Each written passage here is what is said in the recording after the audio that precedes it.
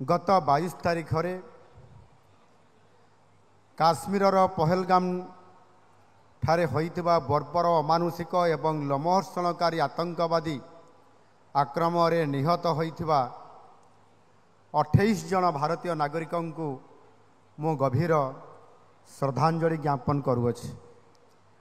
सारा राज्यवासी पक्षर शोकसंतप्त परिवार वर्ग को मो समवेदना जनाऊछि।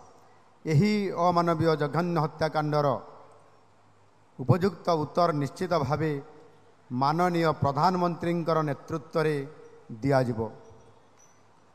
ये देश ये माटी ये जातिर जातकरे हारिबा लेखा होइनी।